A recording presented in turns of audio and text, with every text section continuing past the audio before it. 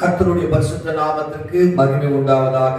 உங்கள் யாவரையும் ஆண்டவராகிய இயேசு கிறிஸ்துவின் இனிதான நாமத்தினாலே எங்களுடைய HMBC திருச்சபையின் சார்பாக உங்களை நாங்கள் வாழ்த்துகிறோம். கர்த்தர் உங்களை ஆசீர்வதிப்பாராக. இப்போதும் கர்த்தர் தாமே இந்த பரிசுத்த ஓய்வு நாளின் காலை ஆராதனையை நமக்கு ஆசீர்வாதமாக தேவன் நடத்தி கொடுக்கும்படிக்காக நாம் எல்லோரும் கண்களை மூடி நாம் ஜெபிப்போம். மகா இரக்கமும் கிருபையும் அன்பும் நிறைந்த பரிசுத்தமுள்ள பரலோக பிதாவே, ஆண்டவராகிய இயேசு கிறிஸ்துவே, பரிசுத்த ஆவியானவரே, இந்த மனமகிழ்ச்சியான பரிசுத்த ஓய்வு நாளின் கால வேண்டும் பிள்ளைகளாக எங்களை ஆண்டவரை ஒருமித்து கூட்டி உம்மை ஆராதிக்க துதிக்க தந்த கிருபைக்காக உமக்கு நாங்கள் நன்றி செலுத்துகிறோம். கர்த்தர் தாம் இந்த பரிசுத்த ஓய்வு நாள் காலை ஆராதனை பொறுப்பேற்று தொடக்கம் முதல் முடிகிற வரைக்கும் தேவ பிரசனத்தினாலே நிரப்பி இந்த கூட்டத்தை எங்களுக்கு ஆசீர்வாதமாக நடத்தி கொடுப்பீராக என்று நாங்கள் ஜெபிக்கிறோம். அப்பா, இன்றைக்கு பாடப்படுகிற ஒவ்வொரு பாடல் மூலமாக ஒரு பரிசுத்தம் உள்ள நாமம் மகிமைப்படுவதாக.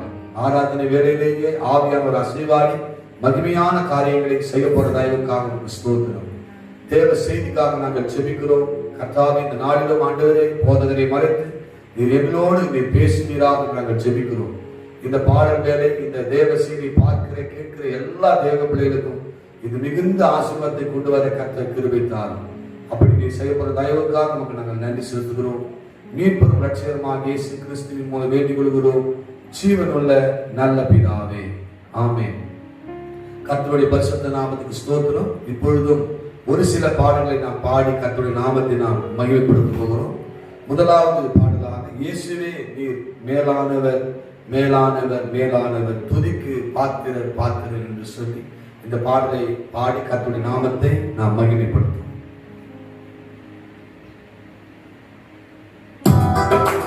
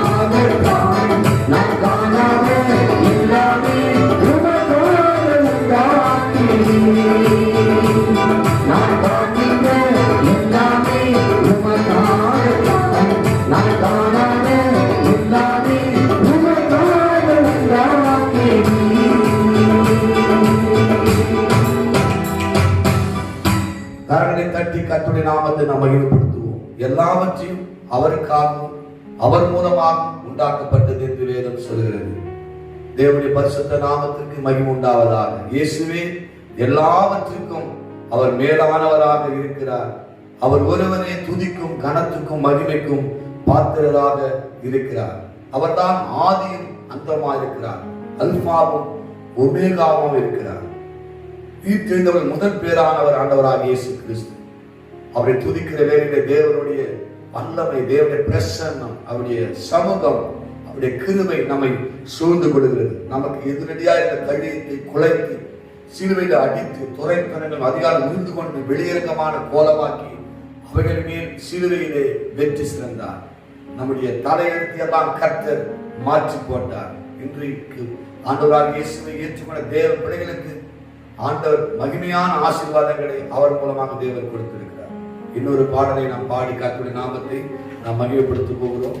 கர்த்தரின் ஆலயத்திற்கு போவோம் வாருங்கள் என்று சொன்னபோது நான் மகிழ்ச்சியாயிருந்தேன் என்று தாவீது சொல்கிறார். சங்கீதம் 16:11 சொல்லப்பட்டிருக்கிறது, உம்முடைய சமூகத்தின் பரிபூரண ஆனந்தமும் உம்முடைய வலது பாரிசத்தின் நித்திய பேரின்பமும் உண்டு என்று எழுதப்பட்டிருக்கிறது. சங்கீதம் 18:6 என் தேவனை நோக்கி அபயமிட்டேன், அவர் தமது ஆலயத்திலிருந்து என்னுடைய சத்தத்தை அவர் கேட்டார் என்று எழுதப்பட்டிருக்கிறது. சங்கீதம் 65:4 உம்முடைய பரிசுத்த ஆலயமாக உம்முடைய வீட்டின் நன்மையினால் திருப்தியாகுவோம் என்று அவர் சொல்லியிருக்கிறார். சங்கீதம் 92:13 கர்த்தருடைய ஆலயத்தில் நாட்டப்பட்டவர் தம்முடைய பிரகாரங்களிலே அவர்கள் செழித்திருப்பார்கள் என்று வசனம் சொல்கிறது. தேவனுடைய ஆலயத்தில் வந்து தேவனை ஆராதிப்பது அவ்வளவு மகிமையான ஆசீர்வாதங்கள் உண்டு. இயேசு கிறிஸ்து செய்த அநேக அற்புதங்கள் அவர் தேவனுடைய ஆலயத்தில் செய்ததாக பார்க்கிறோம். இன்றைக்கு ஆலயத்துக்கு போக முடியாத ஒரு சூழல் இருந்தாலும் சீக்கிரத்தில் கர்த்தர் நாம் எல்லா தேவனும் ஆலயத்தில் செய்து ஆராய்ச்சி கர்த்தர் நமக்கு கிருபை தரப் போகிறார். இந்த பாடலை பாடி கர்த்தருடைய நாமத்தை நாம் மகிமைப்படுத்துவோம்.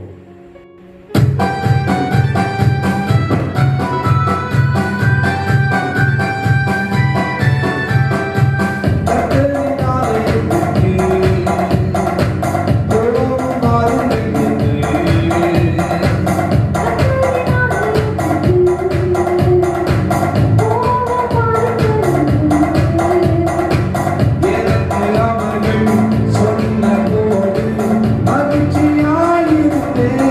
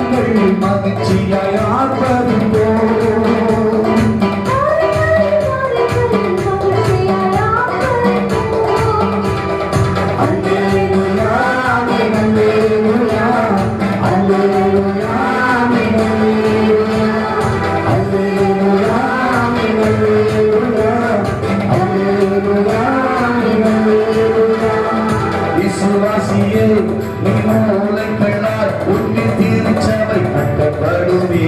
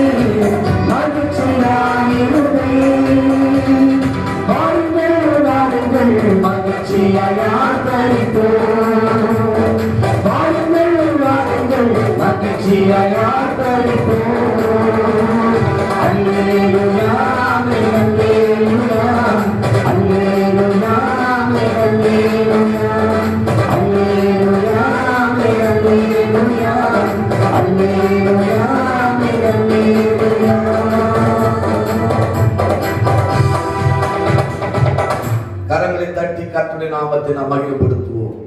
கர்த்தருடைய ஆலயத்திலே தேவப்பிள்ளைகள் ஒன்று சேர்ந்து அவரை ஆராதிப்பது எத்தனை இன்பம். இன்றைக்கு இருக்கிற சூழ்நிலை 5 மாதங்களாக சபையிலே தேவப்பிள்ளைகள் ஒன்று சேர்ந்து ஆராதிக்க முடியாத ஒரு சூழ்நிலையிலே நாம் காணப்படுகிறோம். எப்போது ஆலயம் திறக்கும் என்று சொல்லி அநேக பிள்ளைகள் வாஞ்சையோடு நாம் இருக்கிறோம். சங்கீதம் 42 தாவீது தான் சொல்றார், மானானது நீரோடைய வாஞ்சித்து கதறுகிறது போல என் ஆத்துமா தேவன் மீது வாஞ்சித்து கதறுகிறது என்று சொல்லி இந்த 5 மாதத்துக்கே இவ்வளவு பெரிய மன கஷ்டம். 14 வருடங்கள் தேவனுடைய ஆலயத்தில் சென்று தேவனை ஆராதிக்க முடியாத சூழ்நிலை தாவீதுக்கு இருந்தது. எப்படிப்பட்ட சூழ்நிலை அவர் இருந்திருப்பார் என்பதை கொஞ்சம் யோசித்து பார்க்க வேண்டும். கர்த்தர் நம்முடைய வாஞ்சையை அறிந்து சீக்கிரத்திலே ஆண்டவர் நமக்கு நியாயம் செய்து எல்லா ஆலயத்தின் கதவு திறந்து தேவனுடைய விடுதலையாய் கர்த்தரை நாம் ஆராதிக்க கர்த்தர் நமக்கு பெரிய காரியத்தை செய்ய போகிறார். அந்த பெரிய நம்பிக்கையோடு விசுவாசத்தோடு நாம் எதிர்பார்த்து கொண்டிருக்கிறோம். நம்முடைய விசுவாசத்தை கர்த்தர் கனப்படுத்துவார். ஒவ்வொரு ஞாயிற்றுக்கிழமை வேளையிலும் நம்ம ஆராதனையில ஒரு வருகை பாடலை நாம் பாடுவதுண்டு. என்றைக்கும் ஒரு வருகை பாடலை நாம் பாடி கர்த்தர் நாமத்தை மையப்படுத்த போகிறோம். என் பிரியமே என் இயேசு நாயகரே வாரும் ஐயா, என் கண்ணீர் துடைத்திடவே உம்மோடு இணைந்திடவே என் இயேசுவே வானமீதில் வேகும் வாருமையன் அவரை பாடி கர்த்தருடைய நாமத்தை மகிமைப்படுத்துவோம்.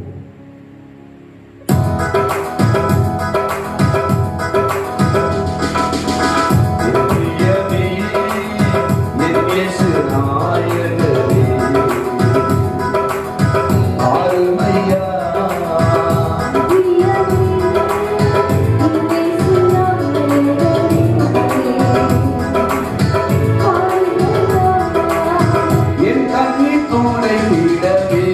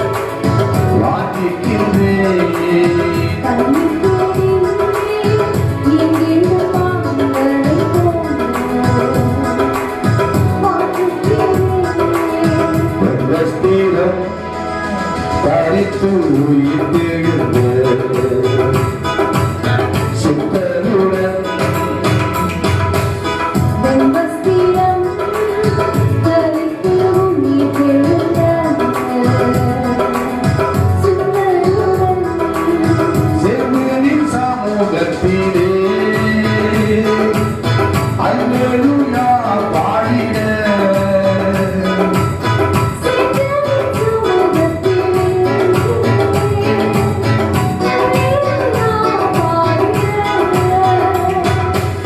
புத்தியுள்ள கன்னிகை போல நாமும் ஆயத்தமே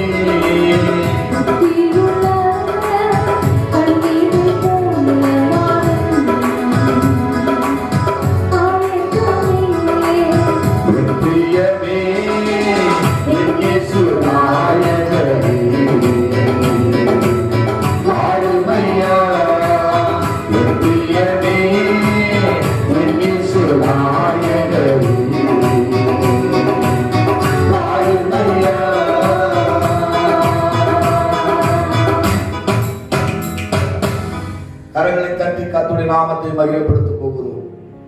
எங்கள் பிள்ளைகள் பெரிய ஒரு வாஞ்சையோடு, பெரிய ஒரு எதிர்பார்ப்போடு, பரலோக தரிசனத்தோடு அந்த நாள் என்று காண்பேன் என்ற ஒரு வாஞ்சையோடு நாம் காத்திருக்க வேண்டும். அவனுடைய வருகை மிகவும் சமீபம். மனவாட்டியை எப்போதும் ஆயத்தமாக்க வேண்டும். 1 Thessalonians 5:23 சமாதானத்தின் தேவன் தாமே முற்றிலும் உங்களை பரிசுத்தமாக்குவாராக. உங்கள் ஆவி, ஆத்மா, சரீரம் கர்த்தராகிய இயேசு கிறிஸ்து வரும்போது குற்றமற்றதாய் இருக்கும்படி காக்கப்படுவதாக. நம்மை அழைத்த தேவன் உண்மையுள்ளவர். அவர் அப்படியே செய்வார். இந்த பாடல் மூலமாக தேவநாமம் மகிமைப்பட்டபடினால் பிதாவாகிய தேவனை ஸ்தோத்திரம் பண்ணுவோம்.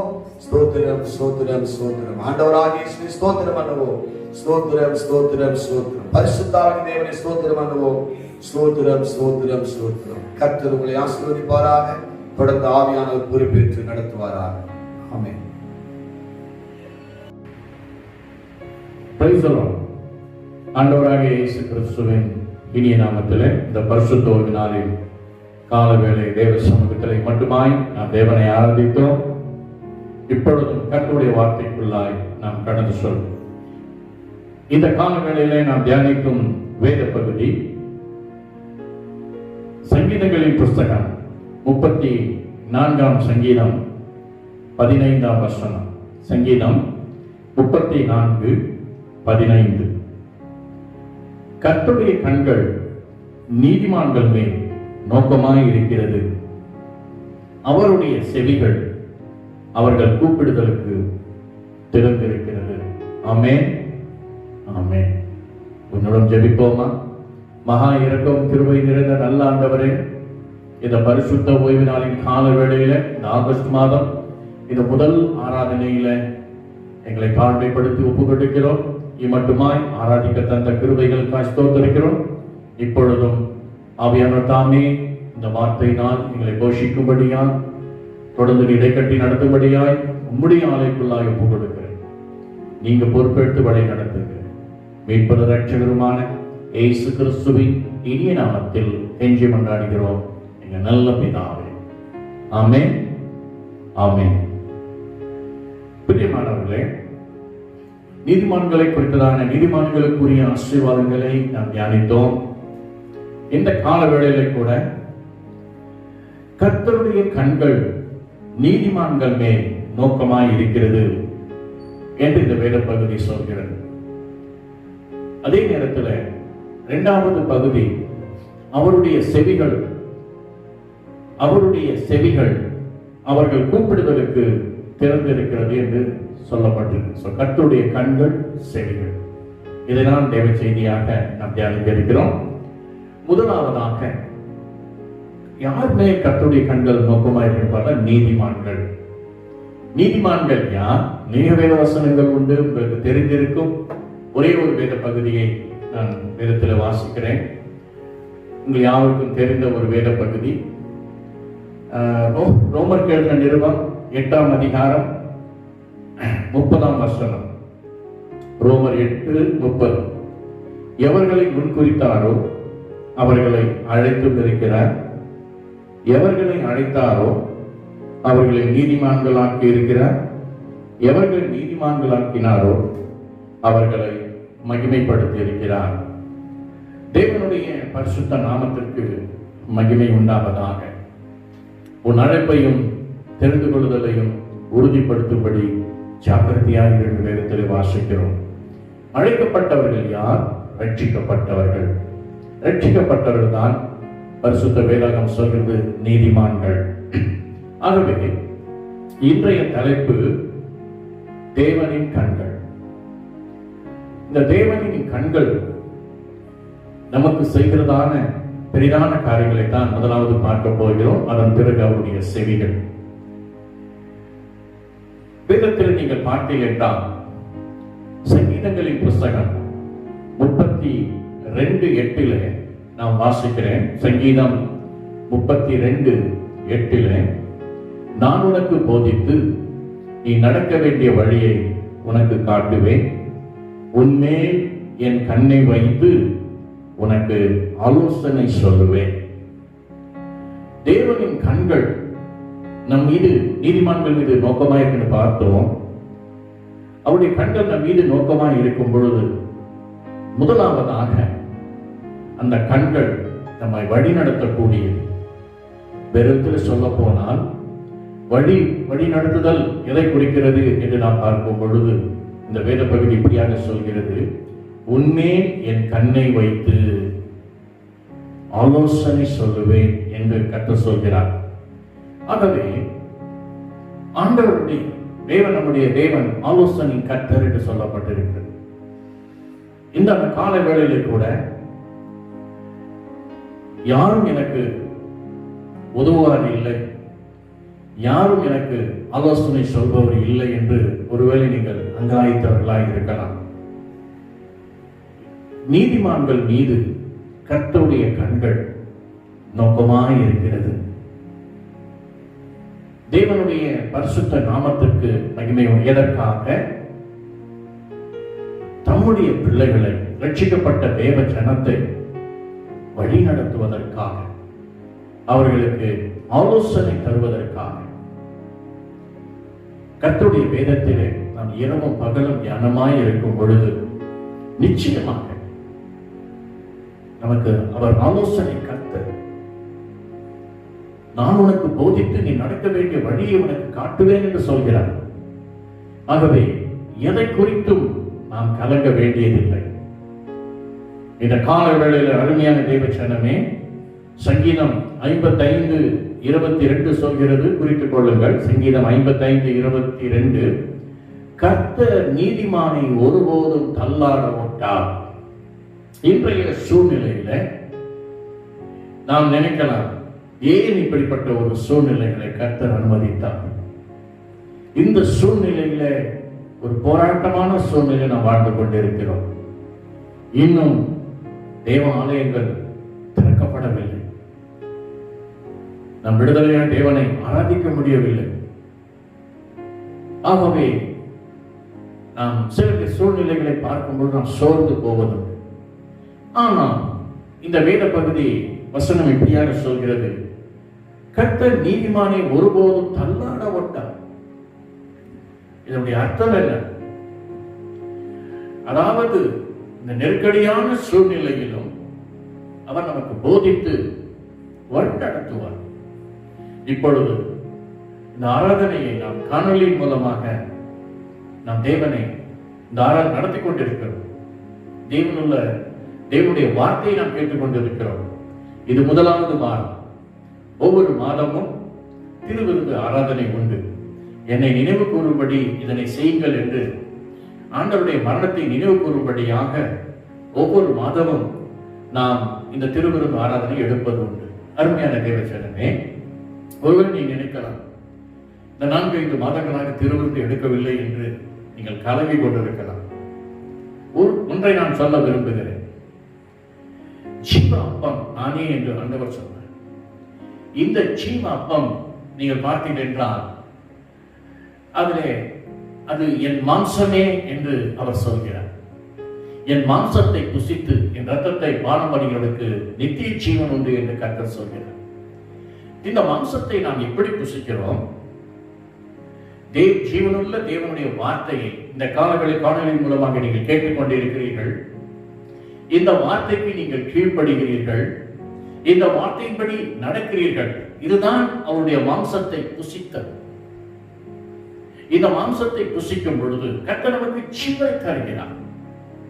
ஆகவே எதை குறித்தும் கலங்காமல், திருவிருந்து இன்னும் கொடுக்கப்படவில்லையே, இந்த இப்படிப்பட்ட சூழ்நிலையை இந்த ஆலயங்களில் இப்படியாக கொடுக்கிறார்கள், எங்கள் ஆலயத்தில் இல்லையே என்று நீங்கள் கலங்க வேண்டாம். இந்த சத்தியத்திற்கு கீழ்ப்படி அதன்படி நடவுங்கள். இதுவே அவருடைய மாம்சம். என் மாம்சத்தை புசிக்கிற நித்திய ஜீவனுடன் என்று கர்த்தர் சொல்கிறார். ஆகவே இந்த காலங்களிலே கூட நீதிமானை தள்ளாட விட்டார். ஆகவே இந்த நாளில் ஒருவேளை இந்த சத்தியம் அறியாமல் இருந்தால் நீங்கள் தேவனுக்கு உங்களை முழுமையாக ஒப்பு கொடுத்து தேவ சத்தத்தை, கர்த்தருடைய வார்த்தையை கேட்டு கீழ்ப்படிந்து அதன்படி நடவுங்கள். கர்த்தர் உங்களை ஆசீர்வதிப்பார். அது மாத்திரமல்ல, நீதிமொழிகள் 20:7 நீங்க பார்த்தீங்கன்னா, நீதிமான் தன் உத்தமத்திலே நடக்கிறான். விதத்தில் நீங்க பார்க்கும் பொழுது நோவா மற்றும் யோபு அநேக தேவ பக்தர்களை சொல்லலாம். தங்கள் உத்தமத்திலே அவர்கள் நடந்தார்கள். ஆகவே இந்த கால வேளையிலே கூட நீதிமானை தள்ளாட ஒட்டாத தேவன் ஒவ்வொரு மாதமும் நம்மை வழிநடத்தி கொண்டிருக்கிறார். நமக்கு ஆலோசனை கொடுத்துக் கொண்டிருக்கிறார். தேவ சமூகத்தில் காத்திருங்கள். நிச்சயமாக அவர் உனக்கு போதித்து வழி நடத்துவார். என் வேலை போய்விட்டது, என்னுடைய காரியங்கள் இப்படியாக இருக்கிறது, என் திருமண காரியங்கள் தடைபடுகிறது, ஆலய ஒழுங்குகள் இப்படி சிதைந்து கிடக்கிறதே என்று ஒருவேளை நீங்கள் கலங்கிக் கொண்டிருக்கலாம். தேவன் எதை அனுமதித்தாலும் அவ்விடத்தில் அன்பு கூறுவதற்கு சகலமும் நம்பிக்கை என்று விசுவாசியுங்கள். ஆகவே இன்னொரு வசனம் நீங்கள் இந்த வேத பகுதியை நீங்கள் பார்த்தீர்கள். அருமையான தேவ ஜனமே, தேவனுடைய கண்கள் நம்மை வழி நடத்தக்கூடியதாக இருக்கிறது. ஆகவே நீதிமான் மீது நோக்கமாய் இருக்கிற கர்த்தர் இந்த ஆகஸ்ட் மாதம் முதலாவது அவர் ஒப்பு கொடுங்கள். இந்த ஆகஸ்ட் மாதம் முழுவதுமாய் அவர் உங்களை வழி நடத்துவார். ஆமென், ஆமென். இரண்டாவதாக நீங்கள் வேதத்திலே பார்த்தீர்கள் என்றால், அதே சங்கீதங்களின் புஸ்தகம் 34:15 கர்த்தருடைய கண்கள் நீதிமான்களின் நோக்கமாய் இருக்கிறது, அவருடைய செவிகள் அவர்கள் கூப்பிடுதலுக்கு திறந்திருக்கிறது. இந்த சங்கீதம் 34ஆம் அதிகாரத்துல நீங்கள் முன் சில வசனங்களில் பார்த்தீர்கள் என்றால், அதாவது 34 சங்கீதம் 34:7 நீங்க பார்த்தீங்கன்னா, கர்த்தருடைய தூதன் அவருக்கு பயந்தவர்களை சூழ பாளையம் இறங்கி அவர்களை விடுவிக்கிறார். தேவனுடைய கண்கள் நம்ம எல்லா பிரச்சனைகளில் இருந்தும் இக்கட்டான சூழ்நிலைகள் இருந்தும் விடுவிக்கிற கண்கள். இதை மறந்து விடாதீர்கள். தேசத்தில் நிலவுகிற இந்த கொடிதான சூழ்நிலையில கூட நம்மை விடுவிக்கும் கண்கள், நம் மீது நோக்கமாய் இருக்கிற கண்கள். அவர் நம்மை விடுவிக்கிற தேவனாய் இருக்கிறார். ஆகவே தேவனுடைய பரிசுத்த நாமத்துக்கு மகிமை உண்டாவதாக. இந்த வேத பகுதியை நீங்கள் பார்த்தீர்கள் என்றால், சங்கீதம் 34:19 நீங்கள் பார்த்தீர்கள் என்றால், நீதிமானுக்கு வரும் துன்பங்கள் அநேகமாய் இருக்கும், கர்த்தர் அவைகள் எல்லாவற்றிலிருந்து அவனை விடுவிப்பார். சொல்லுங்க, இந்த 5 மாதங்கள் முடிந்து 6வது மாதத்தில் துவங்கி இருக்கு. அடுத்து உபத்திரங்கள் வந்திருக்கலாம், துன்பங்கள் வந்திருக்கலாம், நெருக்கங்கள் வந்திருக்கலாம். நாம் நீதிமான்களாக இருப்பது உண்மை என்று நிச்சயமாக அருமையான சகோதரி சகோதரி, கர்த்தர் உன்னை விடுவிப்பார். நான் உன்னை விடுவிப்பேன் என்று சொல்கிறார். எதை குறித்தும் கலங்காது. இந்த காலங்களிலே கர்த்தருடைய கண்கள் உன் மீது நோக்கமாய் இருக்கிறது. ஆமென், ஆமென்.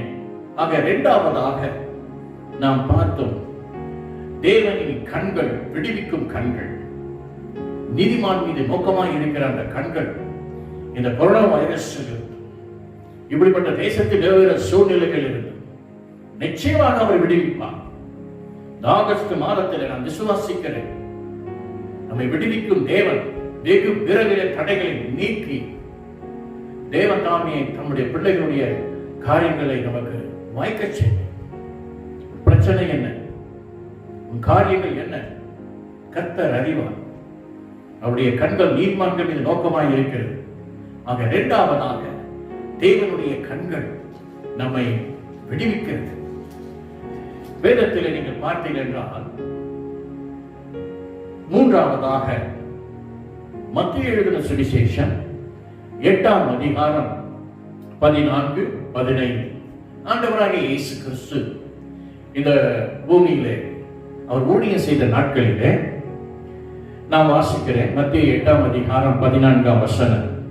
இயேசு பேதுருவின் வீட்டிலே வந்து அவன் மாமி ஜுரமாய் இருக்கிறதை கண்டு, கர்த்தருடைய கண்கள் பேதுருடைய மாமியாரை பார்க்கிறார்.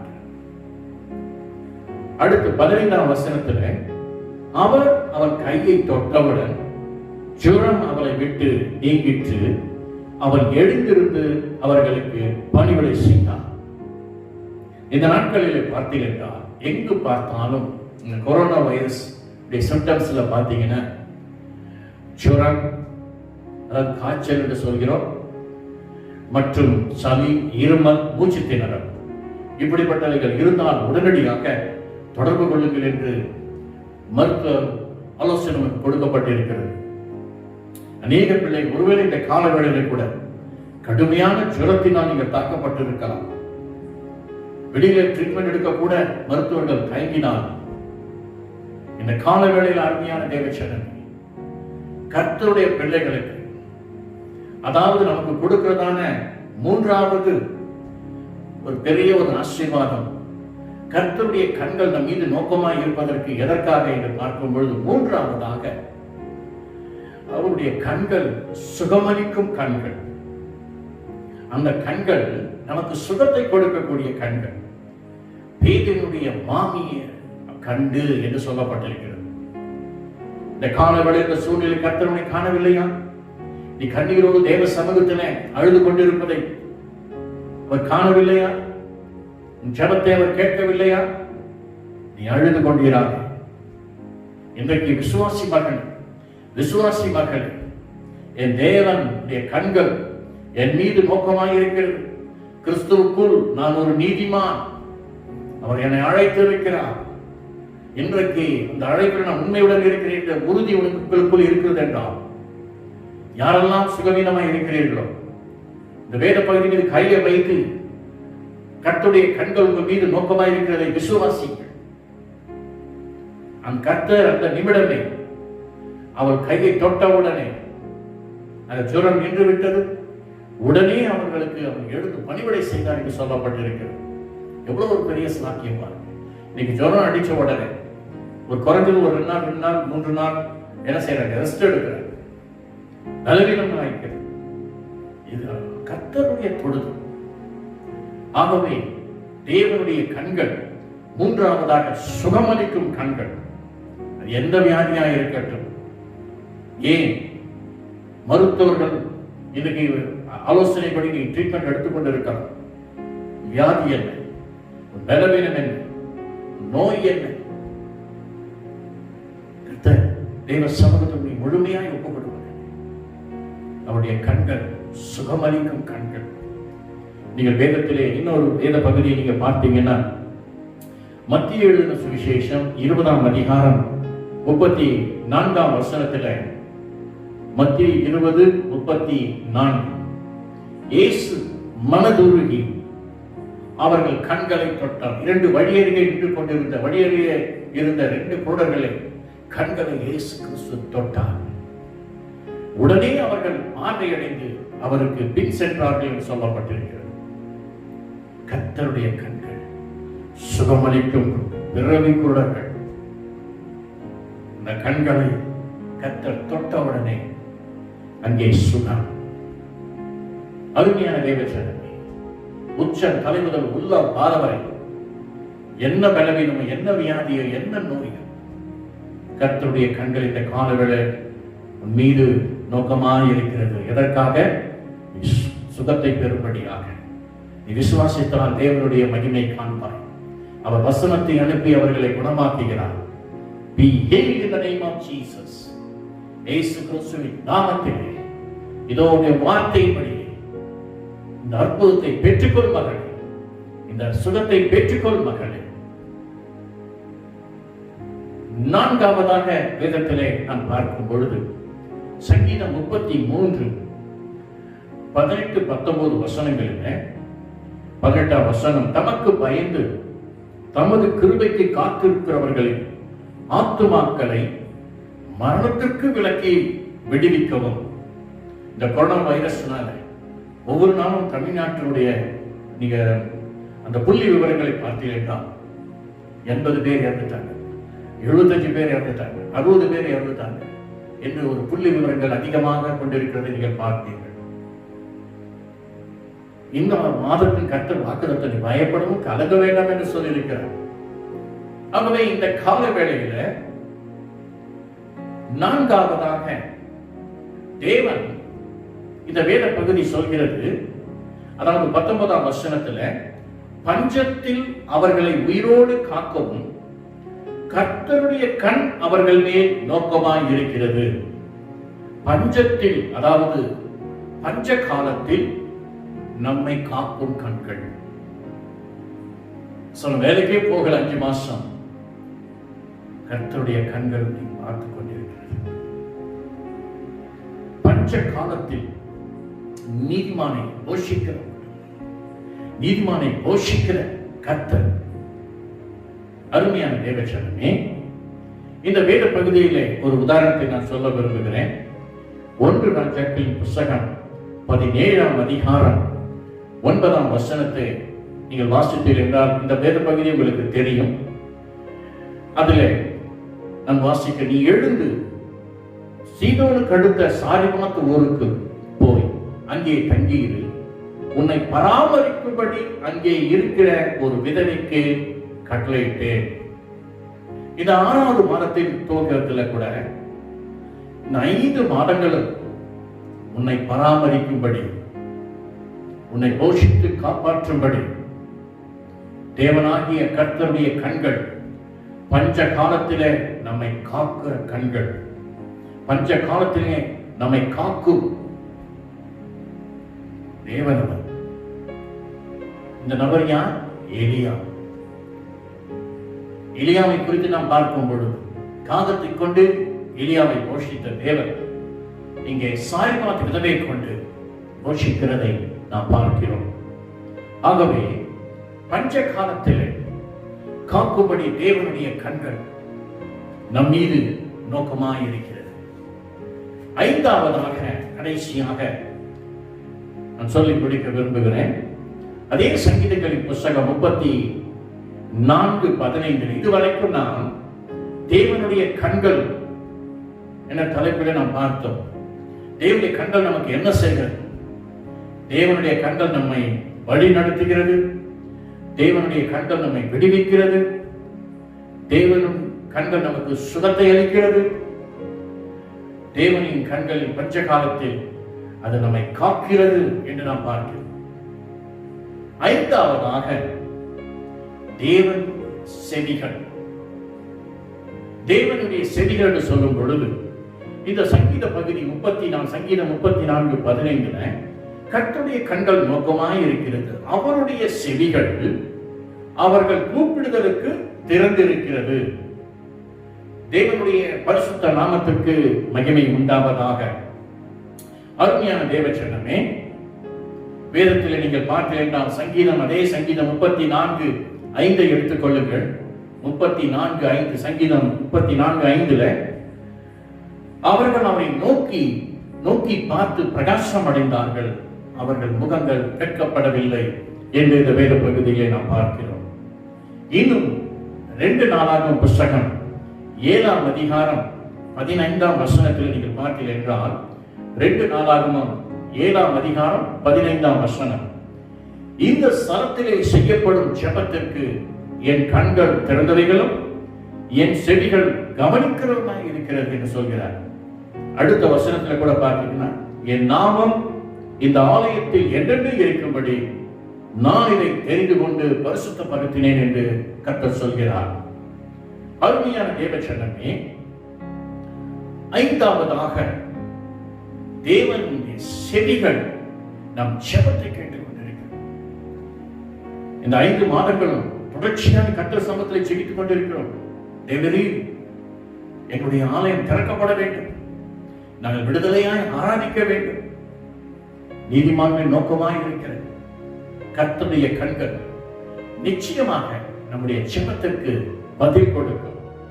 சங்கீதம் 15:29 வேதம் இப்படியாக சொல்றது. உரிமை பாராட்டி இந்த மாதத்தில் நீங்க ஜெபம் பண்ணுங்க. சங்கீதம் 15:29, நீதிமான்களின் ஜெபத்தையோ கர்த்தர் கேட்கிறார். ஹல்லேலூயா. நீங்களும் நானும் ஜெபித்துக் கொண்டிருக்கிறோம். திருச்சபையார் ஊழியர்கள் எல்லாம் கண்ணீரோடு நாம் ஜெபித்துக் கொண்டிருக்கிறோம். கர்த்தர் கேட்கிறார். ஆகவே இந்த மாதம் ஆகஸ்ட் மாதத்தில் வாக்குத்தத்தத்தின் தேவன், அதாவது நீ பயப்படவும் கலங்க வேண்டாம் என்று நம்மை ஆதல் படுத்தின தேவன், இம்மாதத்தில் தேவனுடைய வாக்குத்தத்தத்தின்படி சங்கீதம் 34:15 இந்த வாரம் துவக்கத்தில் இந்த முதலாவது ஆராதனையில் கர்த்தருடைய கண்கள் நீதிமான்களின் நோக்கமாய் இருக்கிறது, அவருடைய செவிகள் அவர்கள் கூப்பிடுதலுக்கு திறந்திருக்கிறது என்ற வாக்குத்தத்தத்தின்படி, வசனத்தின்படி கர்த்தர் நம்மை ஆசீர்வதிக்கிறார். அவருடைய கண்கள் நம்மை வழிநடத்தும், நம்மை விடுவிக்கும், சுகமளிக்கும், பஞ்ச காலத்தில் நம்மை காக்கும். அவருடைய செவிகள் நம் ஜெபத்தை கேட்கும். இந்த வாக்குத்தத்த செய்தியை உறுதியாக பிடித்துக் கொள்ளுங்கள். கர்த்தர் சொல்கிறார், இம்மாதம் முழுவதுமாய் கர்த்தர் ஆலோசனை தருவார், உங்களை வழி நடத்துவார். கர்த்தர் எல்லா பிரச்சனைகளும் விடுவிப்பார். அது மாத்திரமல்ல, கர்த்தர் உனக்கு சுகத்தை தருகிறார். அது மாத்திரமல்ல, இந்த நெருக்கடியான இந்த சூழ்நிலையிலும் பஞ்ச காலத்தில் கர்த்தர் காப்பார். கடைசியாக அவருடைய செவிகள் நம் ஜெபத்தை கேட்கிறது. என் பிள்ளைகளுடைய படிப்பு காரியங்கள் இப்படியாக இருக்கிறது. இந்த பிள்ளைகளுக்கான எதிர்கால காரியங்களை குறித்து கலங்கிக் கொண்டிருக்கிற அருமையான சகோதரனே, சகோதரி, எதை குறித்தும் கலங்காது. தேவன் நீதிமான்களின் ஜெபத்தை கேட்கிறார் என்ற விசுவாசத்தோடு நீங்கள் ஜெபித்துக் கொண்டிருக்க, அவ்விடத்தில் அன்பு கூறுவதற்கு சகலமும் நன்மைக்கு எதுவாக நீதிமானுக்கு வரும் துன்பங்கள் நேகமாக இருக்கும், எல்லாவற்றிலிருந்து கர்த்தர் அவனை விடுவிப்பார் என்று சொல்லப்பட்டிருக்கிறது. இந்த நெருக்கடியான சூழ்நிலையில கூட கர்த்தருடைய கண்கள் நீதிமான்கள் மீது நோக்கமாக இருக்கிறது. யார் அந்த நீதிமான்? ரட்சிக்கப்பட்ட தேவ ஜனமே, நாம் தான். ஆகவே எதை குறித்து நீங்கள் கலங்காதீர்கள். கர்த்தர் உங்களை அழைத்திருக்கிறார், உங்களை முன் குறித்திருக்கிறார், உங்களை மகிமைப்படுத்துவேன் என்று சொல்கிறார். ஆகவே உறுதியாக இந்த வாக்குத்தத்த வசனத்தை பிடித்து நீங்கள் பயப்படும், கலங்க வேண்டாம். இந்த செய்தி மூலமாய் கர்த்தர் உங்களை ஆசீர்வதிப்பாராக. தொடர்ந்து கர்த்தருடைய நாமத்தை நாம் மகிமைப்படுத்தும்படியாக ஒரு பழைய பல்லவி, அழகான கண்கள் என்னை கண்டதாலே என்ற இந்த பாடலை பாடி நாம் இறுதியாக நாம் செபித்து முடிக்க இருக்கிறோம். தேவ சமூகத்தில் நீங்கள் காத்திருங்கள்.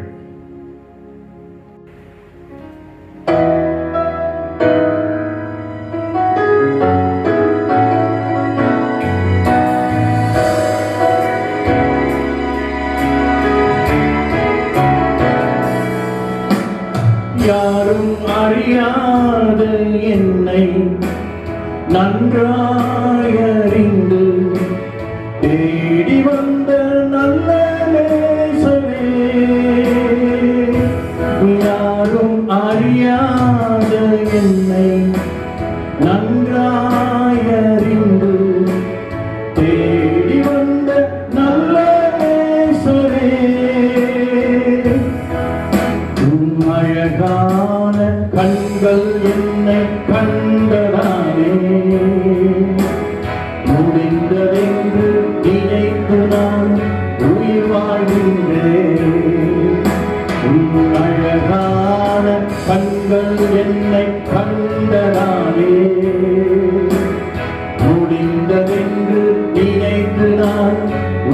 வாழ்கின்றேன். தூக்கி எறியப்பட்ட என்னை வேண்டும் என்று சொல்லி சேர்த்து கொண்ட நல்ல நேசரே, தூக்கி எறியப்பட்ட என்னை வேண்டும் என்று சொல்லி சேர்த்து கொண்ட நல்ல நேசரே, உம் அழகான கண்கள் என்னை கண்டதாலே முடிந்ததென்று நினைத்து நான் உயிர் வாழ்கின்றேன். உம் அழகான கண்கள் என்னை கண்டதாலே முடிந்ததென்று நினைத்து நான் உயிர் வாழ்கின்றேன்.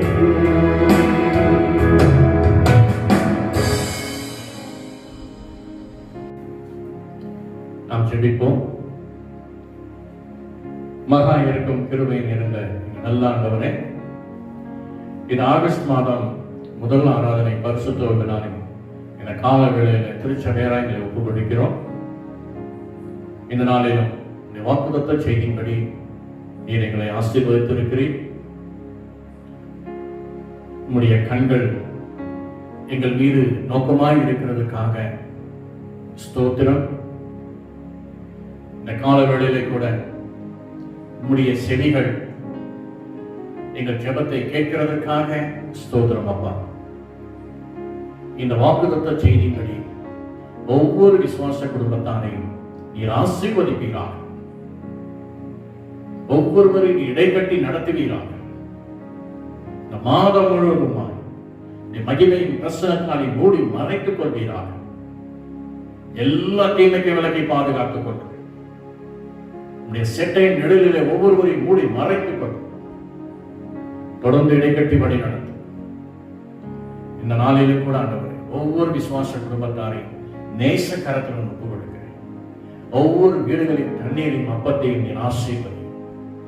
ஒரு குறையிலாதபடி எல்லாவற்றையும் நிறைவாக மாற்றிட்டார். கர்த்தர் செய்த நன்மைகளை சாட்சி சொல்ல கிருபைத்தார். ஆசீர்வதி, வழி நடத்தும். மீட்பது ரட்சகருமான இயேசு கிறிஸ்துவின் இனிய நாமத்தில் கெஞ்சி மன்றாடுகிறோம் நல்ல பிதாவே. ஆமென், ஆமென். நம்ம எல்லாரும் சேர்ந்து சொல்வோம். என் ஆத்துமாவே கர்த்தரை ஸ்தோத்திரி, என் முழு உள்ளமே அவர் பரிசுத்த நாமத்தை ஸ்தோத்திரி. என் ஆத்துமாவே கர்த்தரை ஸ்தோத்திரி, அவர் செய்த சகல உபகாரங்களையும் மறவாதே. ஆமென். நம்முடைய கர்த்தராகிய இயேசு கிறிஸ்துவின் கிருபையும் பிதாவாகிய தேவனுடைய அன்பும் பரிசுத்த ஆவியானவர் அந்யோன்ய ஐக்கியமும் இன்றும் என்றும் சதா காலங்களிலும் நம் அனைவரோடு கூட இருப்பதாக. ஆமென். கர்த்தர் உங்களை ஆசீர்வதிப்பாராக. விமான வாக்குத்தத்த செய்தியின்படி தேவனுடைய கண்கள் உங்களை வழி நடத்தும், உங்களை விடுவிக்கும், உங்களுக்கு சுகம் கொடுக்கும். பஞ்ச காலத்திலே உங்களை காக்கும். அவருடைய செவிகள் ஜெபத்தை கேட்கும். May God bless you all. கர்த்தர் உங்களை ஆசீர்வதிப்பாராக. பயப்படவும் கலங்க வேண்டாம். Praise the Lord. God bless you.